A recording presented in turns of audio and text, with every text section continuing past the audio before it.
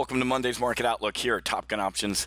Matthew Buckley, my call sign is Wiz. I'm the Chief Options Strategist here at TGO. And folks, this is the fourth incident in 4 months. 2 times in the past 2 months, a U.S. Navy ship has collided in the Asian waters with another ship, and sailors have died. There are 10 sailors missing from the USS John McCain, and it's absolutely heartbreaking. And I'm going to tell you exactly. I've been all over Twitter this morning, folks.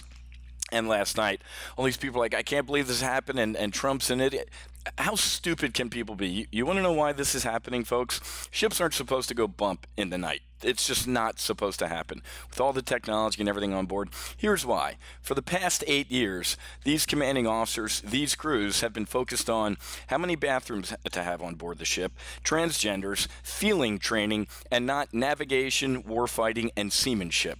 Thank God Secretary of Defense Mattis recently, I think it was last month, said, enough with the non-essential training crap, with the feelings, training, and all that stuff. Let's get back to training and turning our enemy into hair, teeth, and eyeballs.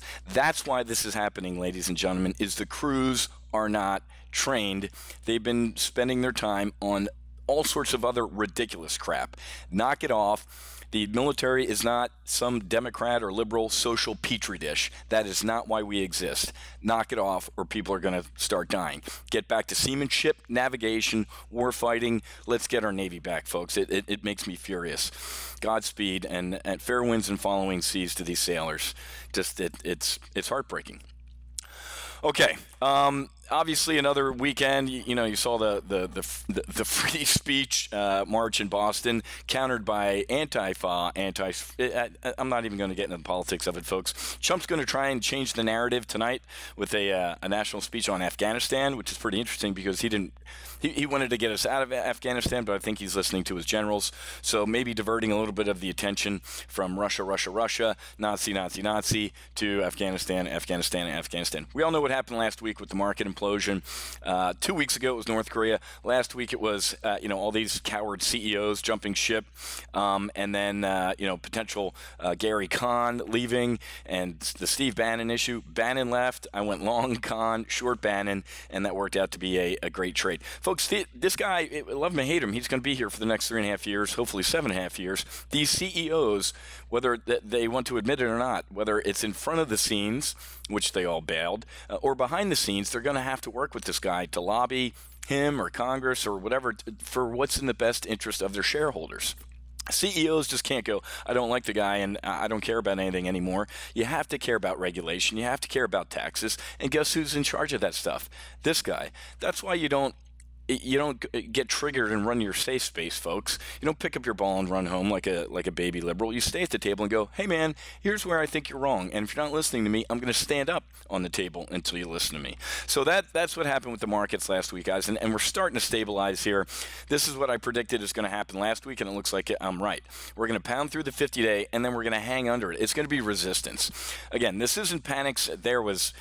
Not even that was panic selling. So we're kind of halfway to a 5% correction, but I think we'd be seeing this right now if it was the big one. Okay. So, and speaking of that, I forgot to tell you. I'll tell you what. Wednesday afternoon at 4:30. I'm going to do another webinar. I've been doing these as the market's been getting really scary, and a lot of people have been getting on board and grabbing memberships as I show you a secret tactic. We're going to get long volatility out to October because that's the debt ceiling debate. That's when I think a North Korea strike is potentially going to happen, and I'm going to show you a top secret tactic on how to potentially profit here. Head to go.topgunoptions.com/FT. That stands for full throttle -webinar. You can find that link on our Facebook page, and you can also find that link on my Twitter account as well. So make sure you attend that session, and we'll talk about how to hedge all this stuff. But it's looking, this would be the best thing if Trump wants to, not if, he does own this market now, since he sent out the tweet or keeps tweeting that Dow's awesome, jobs, this. He owns the market at the highs. He's also going to own it at the lows. If he was a smart guy right now, which it's yet to be seen. I'd boot Janet Yellen, and I put Cohn in there right now. Goldman Sachs heavy. He's a Democrat, folks. That will really help these markets out. So hopefully this happens sooner rather than later. So we are near critical support levels. The Russell's the one that's really the Russell's the canary in the coal mine. We talked a couple weeks ago about the transports rolling over and a couple other potential big birds in the coal mine. But if small caps don't start to catch some air in their sales this week, I think we might see another 2.5% down. So we're going to talk about that like that I said on Wednesday. Good article in the Journal today. The column in emerging markets suddenly broke.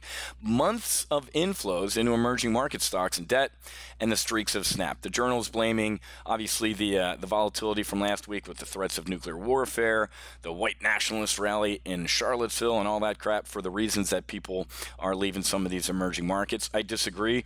Take a look at one of my favorite emerging market stocks, Brazil, the EWZ.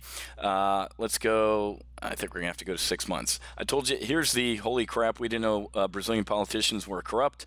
I personally know the people involved in this scandal, the JBS executives. And then right around here, after the, oh my God, we can't believe Brazilian politicians are corrupt, right around here I said, get long EWZ. And this really hasn't seen any outflows. This has been a hell of a trade for many of my members who I told to get long EWZ. We've traded some front months, some bull put spreads, and this thing, I disagree with the Journal on this one. I would stay and I would take a look at the EWZ. Now, if you're talking about, let's pull up Russia.